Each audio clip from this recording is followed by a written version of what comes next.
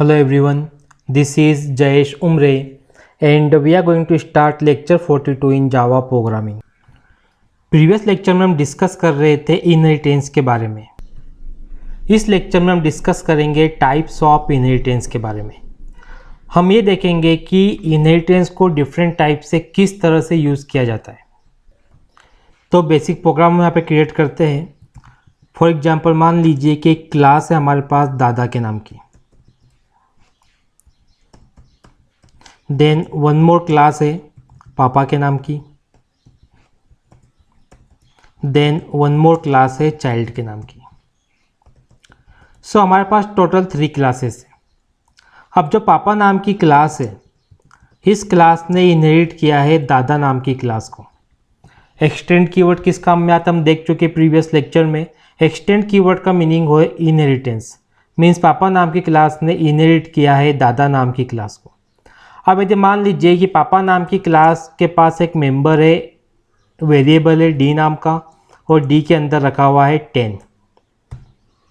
भले डी नाम का वेरिएबल दादा नाम की क्लास के अंदर बनाया गया हो, लेकिन पापा ने किसको इनहेरिट किया है? दादा को. डेट मीन्स पापा के पास में भी डी नाम का वेरिएबल आ चुका है. अब पापा के पास में हमने एक वेरिएबल बनाया पी नाम का, और पी इक्वल टू हमने कर दिया 20. अब हम सिंपल यदि हम प्रोग्राम को देखें, दादा के पास में एक ही वेरिएबल है डी नाम का, लेकिन पापा के पास में 2 वेरिएबल है. एक पी नाम का वेरिएबल तो है ही, साथ ही डी नाम का वेरिएबल भी पापा नाम की क्लास के पास है, बिकॉज पापा ने इनहेरिट किया है दादा नाम की क्लास को. अब एक चाइल्ड नाम की क्लास है. इस क्लास के अंदर मेन मेथड है पब्लिक स्टैटिक वाइड मेन.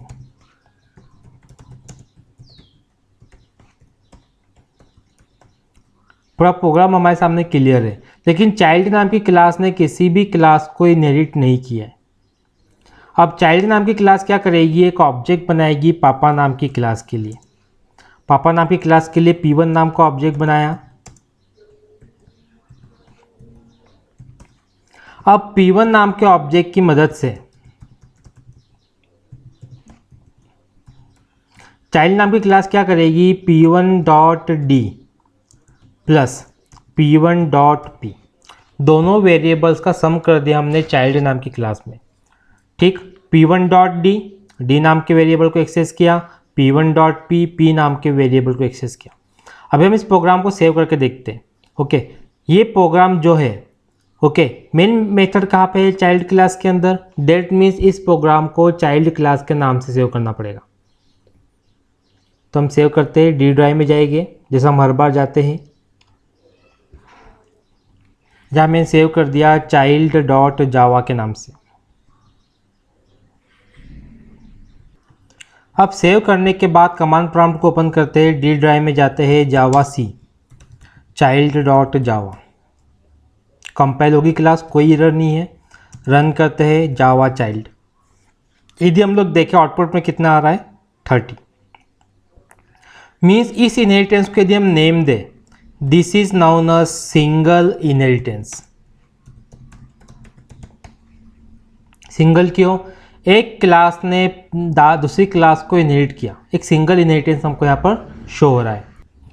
लेकिन यहाँ पर कुछ सोचने वाली बात है. ओके, सिंगल तो हमने देख ही लिया है, बट हम इनहेरिटेंस के और कॉन्सेप्ट यहाँ पर देख लेते हैं. पापा नाम की क्लास ने किसको इनहेरिट किया है? दादा नाम की क्लास को. डेट मीन्स डी किसके पास आया है? पापा नाम की क्लास के पास. लेकिन पी दादा नाम की क्लास के पास नहीं गया. जैसे यदि हमने यहाँ पे वेरिएबल बनाया था दादा नाम की क्लास के लिए.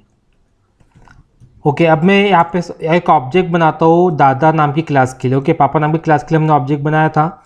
अब मैं दादा नाम की क्लास के लिए यहाँ पे ऑब्जेक्ट बनाता हूँ. ओके, और दादा नाम की क्लास के जो हमने ऑब्जेक्ट बनाया है D1, इस D1 की मदद से दादा नाम की क्लास के D को एक्सेस करते हैं और पापा नाम की क्लास के P को एक्सेस करते हैं. तो यहाँ पर एरर आना चाहिए. एरर क्या आएगा हम देखते हैं.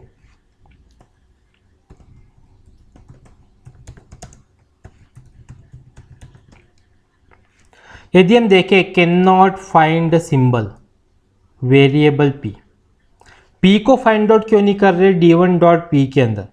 तो यदि हम देखें D1.p में P फाइंड आउट क्यों नहीं हो रहा है? क्योंकि यहाँ पर हमने ऑब्जेक्ट किया है, यूज़ किया है D1. और D1 किसका ऑब्जेक्ट है, दादा नाम की क्लास का। तो ये हमारे पास सिंगल इनहेरिटेंस है। अब हम लोग क्या करते हैं कि यहाँ पर एक अगेन एक न्यू प्रोग्राम ले लेते हैं। एक क्लास हमने यहाँ पर बनाई दादा के नाम की। देन हमने यहाँ पर एक क्लास बनाई पापा के नाम की। हमने यहाँ पर एक क्लास बनाई पोता के नाम की। देन हमने यहाँ पर एक और क्लास बनाई चाइल्ड के नाम की। हमारे पास अगर इस बार देखें हम तो 4 क्लासेस है। अब इस क्लास में क्या हो रहा है कि जो पापा नाम की क्लास है, इस क्लास ने इनहेरिट किया है दादा नाम की क्लास को, और जो पोता नाम की क्लास है, इस क्लास ने इनहेरिट किया है पापा नाम की क्लास को, बट चाइल्ड नाम की क्लास ने किसी को इनहेरिट नहीं किया। तो जो इस तरह का इनहेरिटेंस है, ऐसे इनहेरिटेंस को बोला जाता है मल्टी लेवल इनहेरिटेंस। जब एक क्लास को दूसरी क्लास इनहेरिट करे और उस क्लास को कोई और क्लास इनहेरिट करे, this is known as multi level. ठीक इसी तरीके से हमने अभी सिंगल लेवल भी देखा था, बस सिंगल लेवल में क्या था, ओनली एक ही क्लास इनहेरिट की जा रही थी, बट मल्टी लेवल में क्या है कि मोर देन वन क्लास, वो भी 1 बाय 1 इनहेरिट की जा रही है, इसे हम लोग बोलते हैं मल्टी लेवल। अब सिंपल इस क्लास में एक काम करते हैं हम लोग, जो चाइल्ड नाम की क्लास है यहाँ पर रखते हैं main method public static wide main. हमने मेन मेथड यहाँ पे बना दिए। अब इस मेन के अंदर हमको पास करना पड़ेगा स्ट्रिंग args, जो कि हम लोग जानते हैं। अब दादा नाम की क्लास में हम एक ऑब्जेक्ट बनाते हैं D1 नाम का। D1 इक्वल्स टू हमने क्या कर दिया 10। अगर पापा नाम की क्लास को हम देखें तो इस क्लास में कोई भी मेंबर नहीं है। पापा नाम की क्लास कैसी है, अभी एम्प्टी। लेकिन पापा ने इनहेरिट किया है किसको, दादा को। दैट मीन्स पापा नाम की क्लास के अंदर D1 आ चुका है। अब जब पोता नाम की क्लास को देखें तो इस क्लास के अंदर एक भी मेंबर नहीं है, लेकिन पोता नाम की क्लास ने इनहेरिट किया है पापा नाम की क्लास को, और पापा के पास में दादा को इनहेरिट करने से क्या आ चुका है, D1। दैट मीन्स पोता के पास में भी D1 आ चुका है, जो कि पोता को मिला है पापा से और पापा को मिला है दादा से। अब चाइल्ड नाम की क्लास में हम क्या करते हैं कि एक ऑब्जेक्ट बनाएंगे। यहाँ पर हम ऑब्जेक्ट बनाते हैं पोता नाम की क्लास के लिए। PT नाम का हमने ऑब्जेक्ट बनाया इक्वल्स टू न्यू पोता। अब इस PT नाम के ऑब्जेक्ट की मदद से हम इनहेरिट करेंगे, हम एक्सेस करेंगे D1 को। तो यहाँ पर मैं करता हूँ system.out.println। सिंपल हमने यहाँ पे शो कर दिया pt.d1। इस प्रोग्राम को मैं सेव करता हूँ चाइल्ड के नाम से, क्योंकि मेन मेथड कहाँ पे है, चाइल्ड क्लास में। यदि हम देखें तो हमने ऑब्जेक्ट किसके लिए बनाया, पोता क्लास के लिए। पापा के लिए नहीं बनाया, ना ही दादा के लिए बनाया।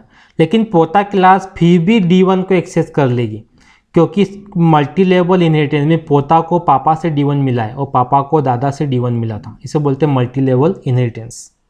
तो कमांड प्रॉम्प्ट को ओपन करते हैं, D ड्राइव में गए, जावा C, यहाँ मैंने लिखा child.java, देन जावा चाइल्ड। सिंपल यदि हम देखें क्या प्रिंट हुआ यहाँ पे 10। मीन्स हमको यहाँ से इनहेरिटेंस की पावर मालूम पड़ गई। सिर्फ एक क्लास के लिए ऑब्जेक्ट बनाओ, बाकी क्लासेस के मेंबर्स को एक्सेस कर लो। अब ऐसा नहीं कि यहाँ पर 3 क्लासेस ही रखी हमने, हो सकता है कि यहाँ पर एक क्लास और बना दें हम लोग। यहाँ पे मैंने क्लास को नाम दे दिया पर पोता। और पर पोता ने एक्सटेंड्स किया है पोता नाम की क्लास को, तो ये भी क्या कहलाएगा, multi level inheritance. This is also known as multi level inheritance. अब इस केस में तब भी प्रोग्राम चल जाएगा, कोई इशू नहीं है। या फिर आप पर पोता नाम की क्लास के लिए ऑब्जेक्ट बना के भी प्रोग्राम को एग्जीक्यूट कर सकते हो। हमें यहाँ पर क्या करना है कि सिर्फ एक क्लास के लिए ऑब्जेक्ट बनाना है, तो हम सारी क्लासेस के मेंबर्स को इजीली एक्सेस कर पा रहे हैं। अब इस प्रोग्राम में थोड़ा हम चेंजेस करते हैं। मान लीजिए कि हमारे पास में एक क्लास है दादा के नाम की। हमारे पास में अनदर क्लास है पापा के नाम की। हमारे पास में एक क्लास और है पोता के नाम की। हमारे पास एक क्लास और है चाइल्ड के नाम की। अब यदि हम देखें, पापा नाम की क्लास ने इनहेरिट किया है दादा नाम की क्लास को, और पोता नाम की क्लास ने इनहेरिट किया है दादा नाम की क्लास को। अब ये मल्टी लेवल नहीं है, ऐसे इनहेरिटेंस को हम बोलते हैं हियरार्चिकल इनहेरिटेंस। मीन्स एक क्लास को मोर देन वन क्लास ने यहाँ पर इनहेरिट किया है। पापा ने दादा को इनहेरिट किया है, पोता ने भी दादा को इनहेरिट किया है। मीन दादा नाम की क्लास वो क्लास है जिसको मोर देन वन क्लास ने इनहेरिट किया। इसे हम लोग क्या बोलते हैं? हियरार्चिकल इनहेरिटेंस। अब यदि दादा नाम की क्लास के पास में कोई ऑब्जेक्ट है कोई वेरिएबल है D1 नाम का, और D1 के अंदर है 10, और जो चाइल्ड नाम की क्लास हमारे पास है, इस क्लास के पास है मेन मेथड,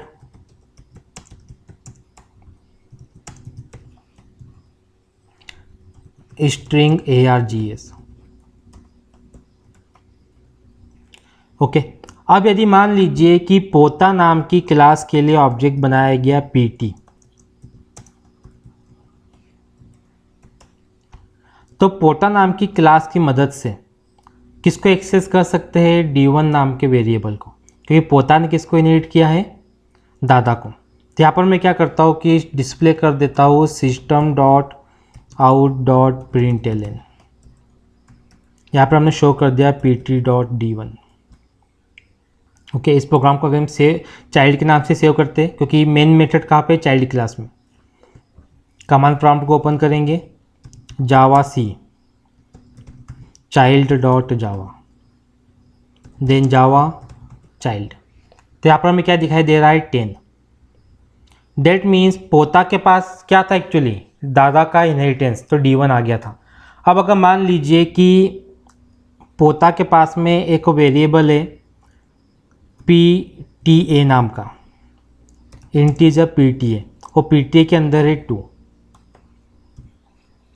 तो इसका मीनिंग क्या है कि PT नाम के ऑब्जेक्ट की मदद से हम pt.d1 प्लस pt.pta कर सकते हैं, क्योंकि PTA कहाँ पे? पोता के पास में, और पोता का ऑब्जेक्ट ऑलरेडी हमारे पास में।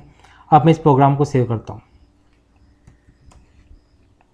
D में गए, जावा सी child.java, देन जावा चाइल्ड। आउटपुट कितना आ रहा है? 12। 12 कैसे आया? D1 के पास 10 था, PTA के पास 2 था। अब मान लीजिए कि हमने जो पापा नाम की क्लास है, यहाँ पर एक वेरिएबल बनाया PP नाम का, और यहाँ पर हमने पुट कर दिया 3,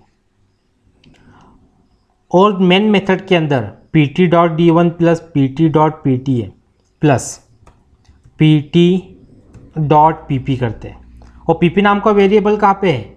पापा नाम की क्लास में, और PT किसका ऑब्जेक्ट है? पोता नाम की क्लास का। मैं सेव करता हूँ इस प्रोग्राम को, कमांड प्रॉम्प्ट में गए, D ड्राइव में गए, जावा सी, ओके, child.java। यहाँ पर आ रहा है can not find symbol, variable PP find out नहीं हो पा रहा है। इसके पीछे कारण क्या है? ऑब्जेक्ट है पोता नाम की क्लास का, D1 को एक्सेस किया, कोई इशू नहीं है, क्योंकि दादा को इनहेरिट किया है पोता ने, और दादा के पास D1 है। PTA को एक्सेस किया, कोई इशू नहीं है, क्योंकि PTA खुद पोता नाम की क्लास के पास में, और पोता का ही ऑब्जेक्ट है। लेकिन जब PP को एक्सेस किया तो यहाँ पर प्रॉब्लम है, क्योंकि PP किसका है मेंबर?